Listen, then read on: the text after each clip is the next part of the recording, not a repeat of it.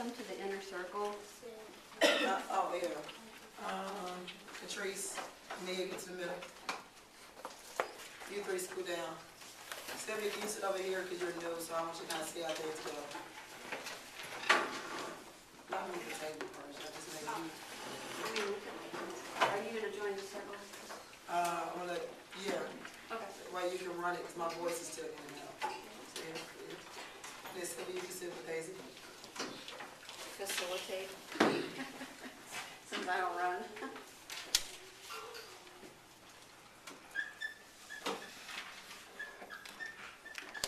And actually, I can leave these up here.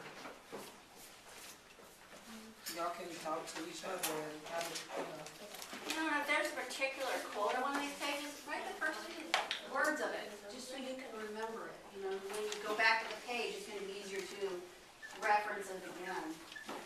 You know, something that just kind of grabs you, like, oh, I want to bring this up. Okay? Grab it good.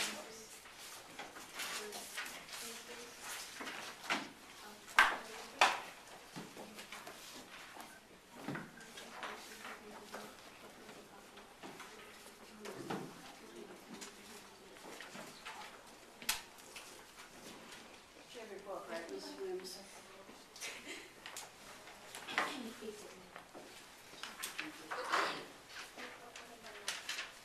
and you come over there, my Daisy.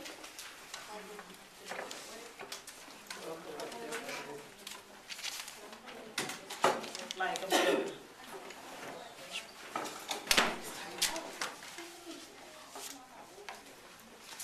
She said, oh, here. I want you to also think about why y'all in the middle circle. Think about silence. Can silence be seen as a strength or a weakness? Let's jot down some notes. Can silence be seen as a strength? Or can silence be seen as a weakness? Also, you on the outer circle, you're taking notes, but you will join the circle at some point. See, that's how I talk about So it's just as important to listen. What's your favorite from yesterday? Also, if you have a burning desire to say something while the discussion is going on, raise your hand because we can also include your comments. This is not optional, it's mandatory that you participate. Now you said you can do this in the okay?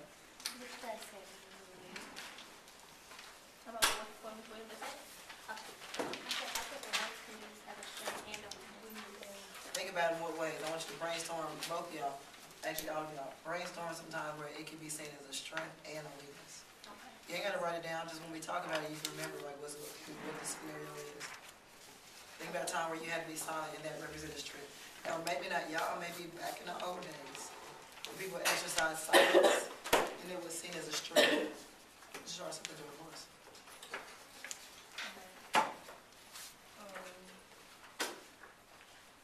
You ain't gonna say it out loud yet. Just think about it. Just think about it. Think about some scenario. I really want to hear from our Hispanics as well. Kimberly, Daisy, Ashley, Charlene. Do not be afraid to have a voice. Lane, I definitely want to hear your point of view as well. Your honest point of view.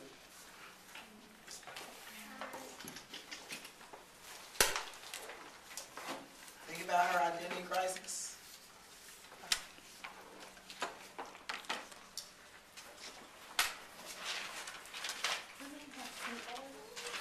Yep.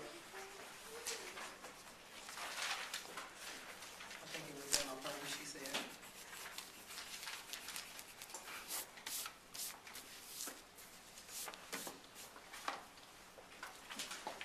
Ms. Williams, you want to start off with the same?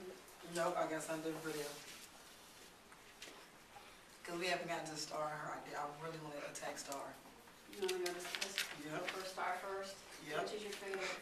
I'm going to start with, Do you want to do? no, I'm going to take, you'll be able to feed off of me. I'm going to start with a question. Cool. And then after I give the question, you'll know where to take it from there. Just are you got all your stuff there? Because you know I'm ready for it, but I'm ready with my I quotes. know you got a lot of them. You're You're just as prepared as I am. I know you did this work yesterday. You can stop right there, at least you know where it's at, you have to put down the whole thing.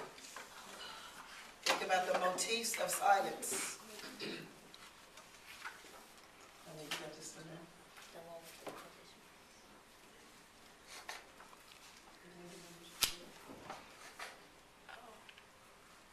Is it good?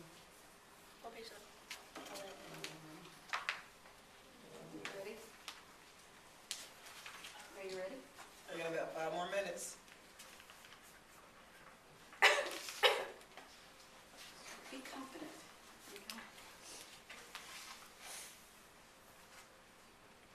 Everybody's opinion is important. It needs to be heard. If you want to catch up, Sylvia, try to go to chapter 3. Start with chapter 3. Also, do you have?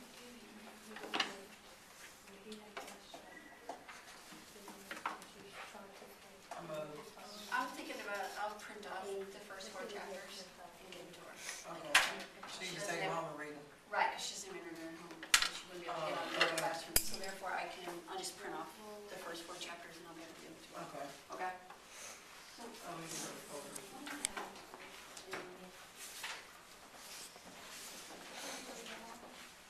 Couple more minutes.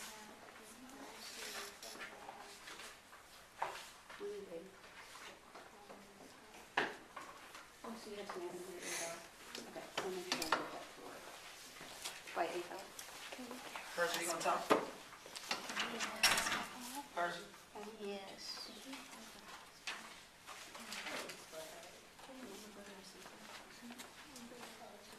Yeah, she didn't apply for a hotspot. We need to do that so she can get internet. Who does that here? Mr. Actually, Russell? that tech guy, he came in today, that's what he was handling. Sure. So we need to get a hotspot for her. Okay. I'll also print those too. What should we do? What? You using them Something like password? that hinder Oh, I know. at all. I disagree with you. All right, hang on. They already ready. All right, hold up. Bub Taraja was here, we hired Malaya, back and forth. She was 3 days. Boy, you just started debating that. I'm Top telling you, debaters. yes. You didn't do At that. Central, the librarian was the debate coach. She did a really good job with them, a really good job with them. You should also look at doing slam with them. Since they have such an opinion. Start doing maybe some slam poetry with them. Yes. Are you competing? There you go. You have a notebook, like a spiral notebook? You need to have one by tomorrow, okay? I'm ready. All right, we sit down and we can I'm start. chomping at the bit. All right, I'm gonna start it, you got it from here. You know where it's at. All right, you ready? Y'all good, y'all have to write everything down, y'all will pick up, trust me. All right, so this is our Socratic seminar, Pencils down, guys.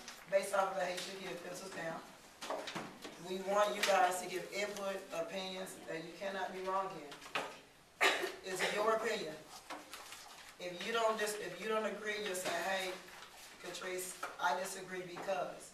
If you agree, just I agree with that too because. There's no right or wrong, everybody got it? All right, so on the outside, make sure you're taking notes. We will tag team you in and out as necessary. You have to respond. You have to talk as part of the Socratic seminar. Everybody got it? All right, first question I have. Your 3 stars fake? I mean, kind of. I think she just doesn't really know where she fits. That's good. I just don't think, I just think that she really doesn't know where she fits. And I think she changes, like, where she goes. Like, if she's at her school, she's, and then she's in Garden Heights, But isn't that the definition of fake? yeah. Now that you think about it? So she kind of like two-faced. She's two-faced. Again, why do you have to feel like when I'm around these other people, I gotta act this way? When I'm around these type of people act this way. Like, do you act any differently at home than you do here? As far as like, say for instance, you have white friends, or you have white friends. Do you act any differently with them than you do around here? school with your peers. That's not right. Yeah. He's the same way with his white friends as he is with y'all. Why does she act differently? Why she feel like she got that different? Because like her friends are like not her friends, but the people that go to her are like, you know, like I wouldn't say like You can say it. like thuggish kids, and when she Yeah. goes to her school, like it's kids that like their parents expect better from them than like white kids basically. But does that justify it though? I think that Star is confused. Like, I can see that. In what way? because like I just think that she really doesn't know who she is. I agree with you. I don't think that she does. But then again, I think she does, but she tries to make who she is fit here. Like, she rock J's and all that, you know what I'm saying? But then when she wears those same Jordans out there, you know, when she's in, at Williamson Prep. The same J's she wears at Williamson Prep, she'll wear at Garden Heights. Because she's like, you know, she's an athlete, she wears J's. But why does she feel like she got to suppress who she is? I agree with you in a sense, but then again, I don't, because I feel like she's suppressing who she is just to fit in. I don't think she's confused. I know she knows who she is. That's why she'll say stuff like, you know what? I got to keep my ghetto-ness to myself when I'm over here. She's smart enough to figure out what she needs to do and when. You know what I'm saying? So I agree with you in a sense, but then again, I disagree. I think she's just afraid to be judged. I think that's more so what it is, and confused. Why do you think they would judge her, though? Because like if Or she, why does she think they'll judge her? because like if she's like at Williamson acting ghetto and all crazy and stuff, that talking in slang and stuff, they'll look at her like she's crazy and like she doesn't want to do anything or do nothing with her life. And when she's out there and if she acts like preppy and different, they'll just like. How do they refer to her? Remember at the party? On page 4, Page 4. it says, hey, I'm just saying, you act like you don't know nobody because you go to that school. It sets her apart. Because she got her black friends that are mad at what? Catrice, what are her black friends mad at her for? Because she goes to a different school. Shalane and Persia switch places. And then what does she think her white friends would be mad about? Tamia?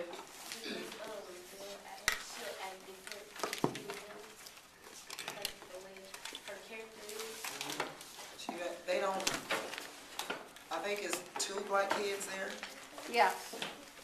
Well, she's automatically cool Because what? Because she's black, because right? she's black.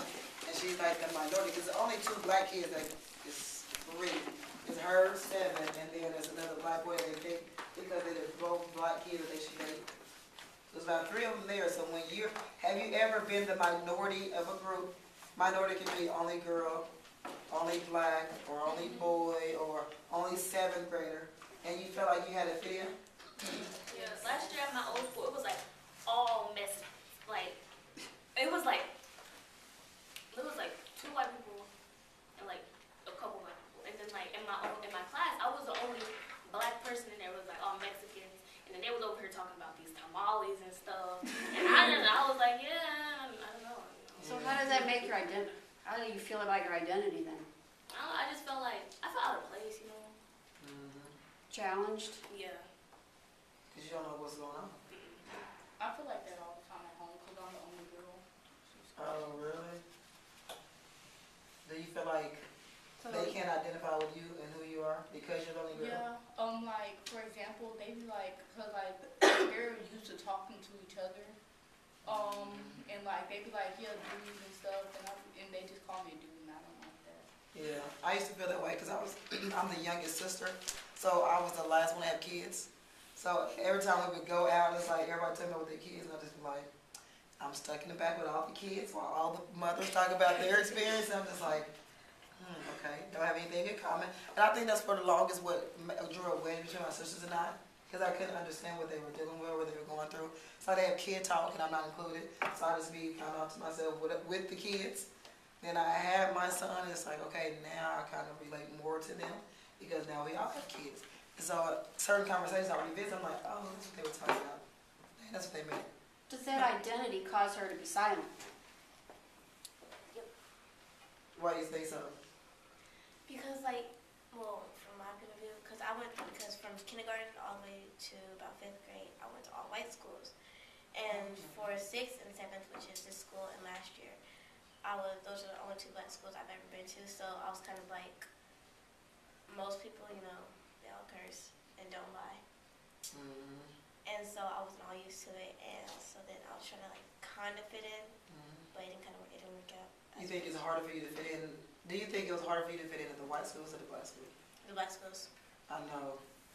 And she My said that grandson really had the Yeah. same issue. He's back into a predominantly white school and he's more comfortable with it. I know. Because as an elementary school, he was always in predominantly white schools.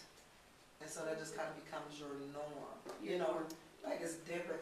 It's like you want to be accepted because of from people that you look like, but you're so used to not being around them, it's kind of hard. Like I was so used to not having a conversation with my sister, not being around them, unless I was babysitting. So it's kind of hard. But then when it took me a while, even as a mother, to kind of still get acclimated to them as their role and where I fit as well. That's just me though. So is there a hypocrisy within STAR? It's like, if you understand what hypocrisy is, you know, they live in an urban area, but they go into a suburban school. I don't think that like, I just think that her family is just trying to ensure that she has like a good and safe education. Well, if that's the case, why not move out there?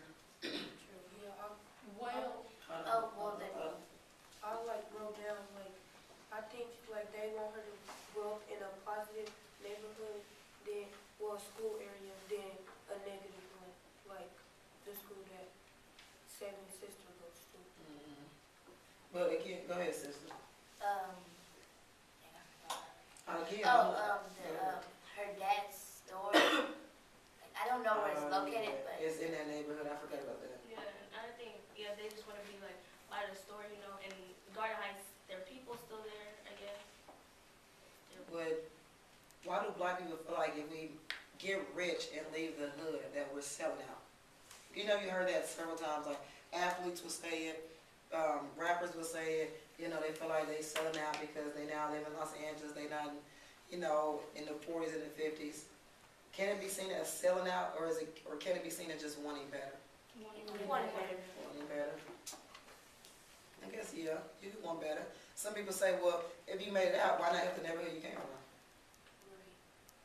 But then again, who wants to be a millionaire living in a neighborhood where you're gonna get robbed every other day? Right. You see what I'm saying? It's more common to get robbed when you're rich than when you're poor. Right. So if you risk being a millionaire, living in this neighborhood, making all this money, and you wake up one day and they take your rims off your car, you're like, man, it's just not even worth it. Let me just go ahead and get out of this neighborhood. Let's go to page 53. Or no, wait a minute, I was at 21. 21, sorry. Could Khalil's situation have been prevented, or did he simply just lose faith? Right here. 21. I think his situation have we like just dealing with this officer stuff, then he showed his registration and stuff, and they could have just left the ticket and paid it without any problems. I mean, do you agree or disagree? I agree. Do you agree or disagree? I agree. You agree? Oh, so it's okay that he's like, oh, I don't know why I'm being pulled over. Running his mouth. And then pop, pop, pop. And then the officer told him not to move, and he moved and grabbed his brush. So that justifies it? No, but To me, what you think? Is that justified? Cop told him not to move. He moved anyway. Should the cop still have shot at him 3 times? no, Why not? because they What else should he have done differently then? stayed in his place and listened to the cops. What should the cop have done differently? Should have seen what he had in his hand and told him to put his hands up. Okay. Because there's a process before you shoot, right? Is it just to shoot first? Yeah, but he was just reaching Yes, in the because car. they have in their hand. he was, Right. He just reaching in the car. So that, so yeah, I think he's gonna do something. but at Yeah, the same 'cause- time, I think he met his faith at the same time, because like, if he would've just like, say that the cop just like pulled out his gun and like, say that like, that it was an accident. He was only shot once, and Right. he shot him 3 times, so he basically made a mistake. Right, that's a complete record. That's like could be murder, just her. Oh, So should I he get think fired? because when Khalil reached in a car to get his brush, I think like the officer, cause they said that he pat Khalil down and stuff. Right, so But when he reached in the car, he should have already knew he didn't have anything on him, so it shouldn't be no reason for him to shoot him 3 times. I agree with you in that sense. He already patted down, he didn't have anything. But it was the reaching in the car part yeah. that probably He shook should check him the like, car, what yeah. is he getting at? You know what I'm saying? And then they like probably think that they on some Bonnie and Clyde type stuff where Star probably handed him a gun. And, you know, I'm not saying it justified it because 3 shots really. Yeah, you could shot him once, and Don't then like you could have just shot him once, and then like. That would have been it. Or They could have put your hands up. up. Thank you. Like, stop, put your hands up, you know, you didn't have to shoot him. Exactly, you could have just ripped him off just like kind of, it's not like basically threatening, but just like tell him like, put your hands up or I'll shoot or something. So what's the thinking behind that? So why would that cop do that? Probably because he was probably threatened because he's a black male and like, I think that too. Patrice, go ahead. He probably like thought he was in danger when he reached for something. Just because he's Why? Young, and Don't, I just supposed to like check he their was young, cars? he was like, oh, okay, but I'm talking about Khalil, like, I think the officer did that because like, now in this world right now, the teenagers, they are starting to do things bad, which is making all of us in danger to go and do what we want out. And I think that he just feel like he's a young teenager, which most teenagers do stuff bad, especially if they're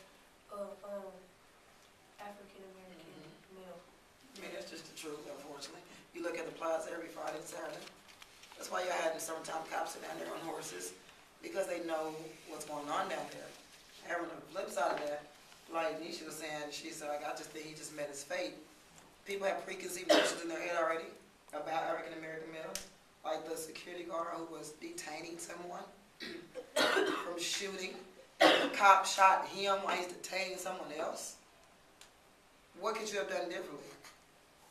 He didn't contribute to his death. He's literally detaining someone to keep them from shooting, and then he gets shot and killed. So who's more to blame for Khalil's death, Khalil or the cop? What do you think? It's a hard question. Who do you think is more, right here, who do you think is more to blame, Khalil or the cop? I think both of them are too blame. You gotta pick one, who's more? Would you rather? You said the Well, cop? but I think the cop, he just reacted fast. Right. I think It's too offensive. that's what I think, but that's what I think. But at the same time, if Khalil didn't say anything and just did what he said, he wouldn't suspected anything. I agree. But again, these cops have preconceived notions. Turn the page, I think it's 53. Because cops see how we deal with each other. And so they assume that some behaviors are okay because of how we deal with each other within our community. So you got like kids who, say for instance like Catrice and Tamia are good friends, and they're always calling each other the B word. B, what you doing? B, I ain't doing this. Well, B, this. Well, what's going to keep Dominic from calling both of y'all B's and not your name? Y'all, Dominic's here and y'all calling each other B. Can you then be mad that Dominic disrespects you as a woman and call you a B? No, because you disrespected yourself. Take that point there. It's on page 53. It says, or is it 52? Where he's saying that, Ms. Rudolph, that we kill each other more than... Oh, it's top of the page. It's Uncle Carlos is saying, why does it always have to be about race with you, Uncle Carlos asked. Other races aren't killing us nearly as much as we're killing ourselves. That's it at the top. Oh, that's good. So Uncle Carlos, who is also the cop, is also Star's uncle. Again, he's saying, why do you make this a black and white thing when black people kill each other more than white people do? True. Do you agree or disagree? I agree. Why? Because like most of the time, some people will be blaming white cops to be like, so basically what I'm trying to say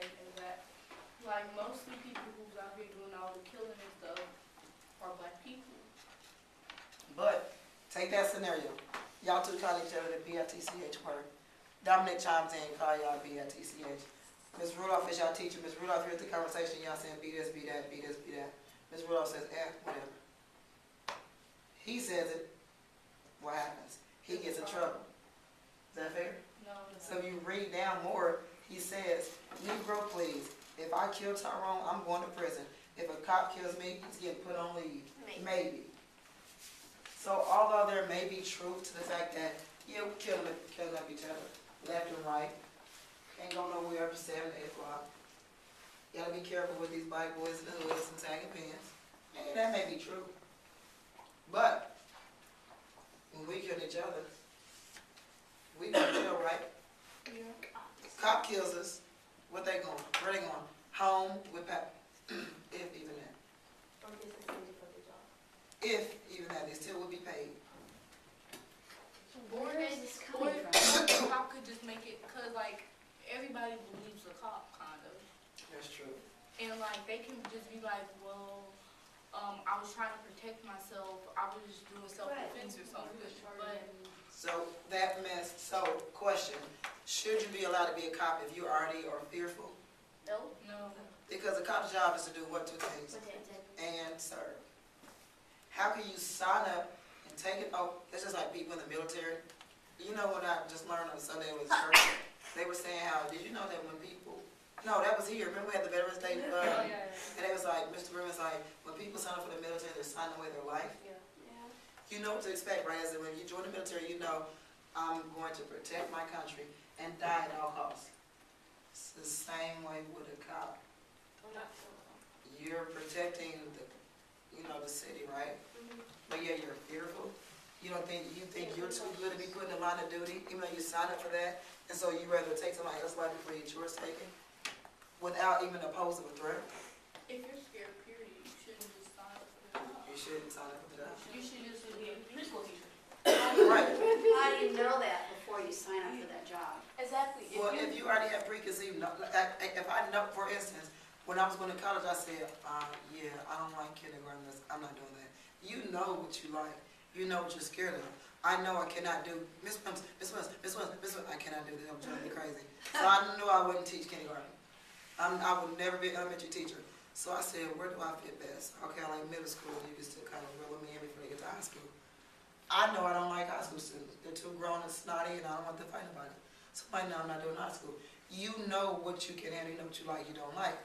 This guy knows if he's always grown up in the suburbs, he doesn't interact with too many black people. His only vision of black people is on what? What they see where? In the hood, on news, BET, right? That's your only vision of black people, right? If you don't ever see your Oprahs and your Michelle Obamas or whatever, or if those are just like small figures, then you thinking like, dang, all black people like that? Yeah, I'm gonna be a cop because I dare them say something to me, I'm gonna get them. That's a terrible mindset. It's an abuse of power. It's an abuse of power. And power is very, But I think, people are drawn to power. It's intoxicating. Yeah, I was trying to think of a word. Intoxicating is good. It's like a virus. what It's I like a think, virus. There you It's a good go. word. I think some cops just sign up for a job because like, if like, they say that like somebody did something to them before they talked about the job, they catch them on the street, they be Yes, I always thought that. and they be like, oh, this person that I knew that did something to me like way back then, and then I'm gonna get them and just like, Arrest them, kill them. I always thought that. I thought that they Payback, were it's bullied. revenge. I do too. I just think most cops just sign up for the job just to do that. Just to do that, I agree. That's me.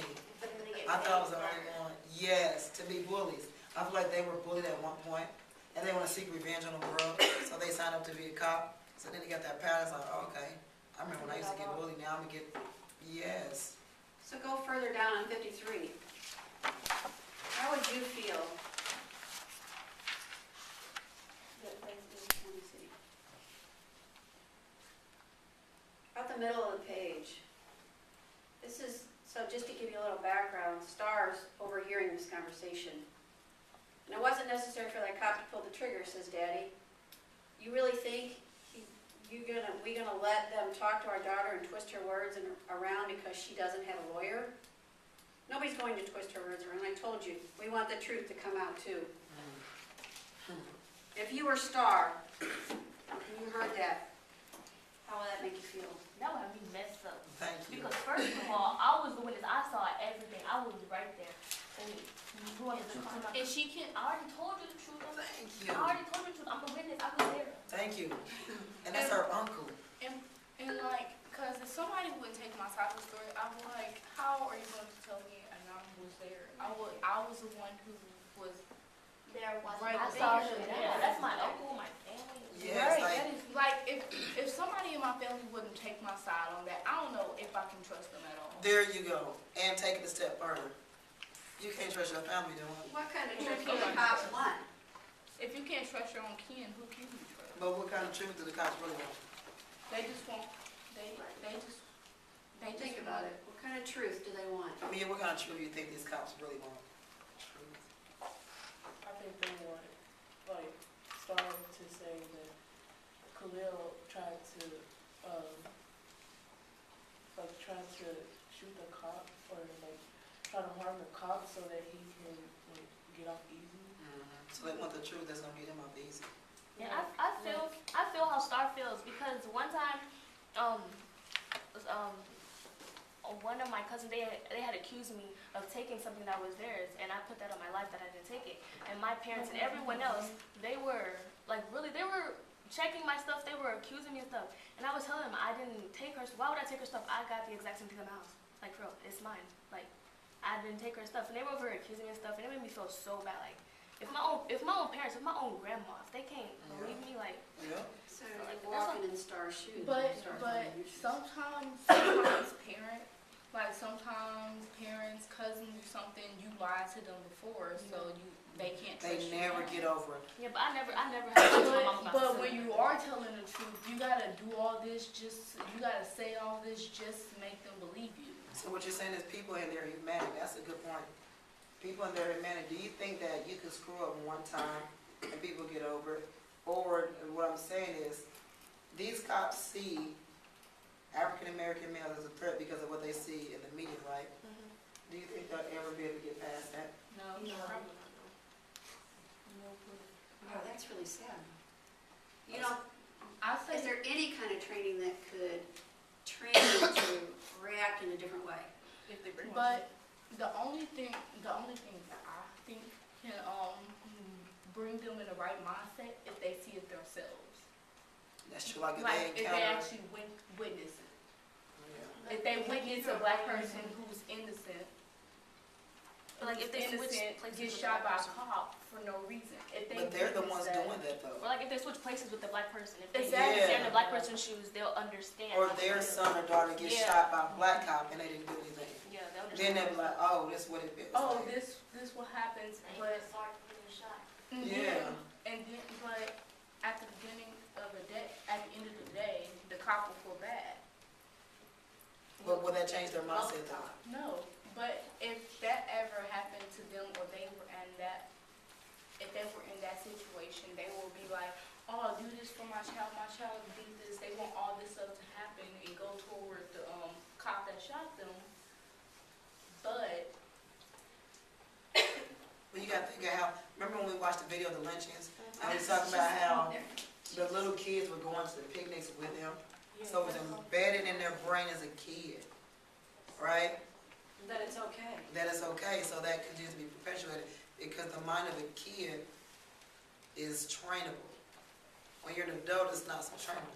So if you have this in your head when you're 2 to 3, like, oh, hey, black people, it's going to be an act of God to get you to change it and to not hate them. You see what I'm saying? So, on your note, they could meet a black person that's nice. Their son or daughter could go through the same thing, but they're still going to have those preconceived notions. They're still going to feel the same way they feel about black people, no matter what. I think what needs to happen, I think that a white person should witness a white person getting shot by a white cop. You will probably never hear that in the news. Ever. Ever. But if that does happen, that will like change. That will No, make it a won't. little It'll change. make that cop mad at the other cop, but it will not change his opinion on how he feels about black people. Never. Go ahead. Last point right here. I just feel like, okay, so when it was slavery going on, black people witnessed like us getting beat and stuff. And to bring that to the world we in now, without slavery and stuff, and us people just, black people just killing black people over stupid stuff like drugs and stuff. Like that. There's like no value to the life. There's no value to life. There's no value to life. So even on her point, if we know what happened, to our own ancestors and how slavery transpired, and yet we still kill each other, we still don't vote, we use the word nigga, all that. If our mindsets don't even change towards our own people, what they deal with, why would somebody else's mindset change towards us? And to bounce off of hers, when you were looking, when we saw that lynching video, remember how he said that it's going to take time. You have to acknowledge it first. So the first step is acknowledgement. And there's no acknowledgement. And there's no, so reconciliation only occurs if there's acknowledgement. I agree with you right there. Like, I think that some people who think that all the time should be in our shoes first. Agree, but the chance of that happening is slipping on. Y'all did a really good job. Give yourselves a hand. Yay. All right, somebody do photos for this. What? I don't know.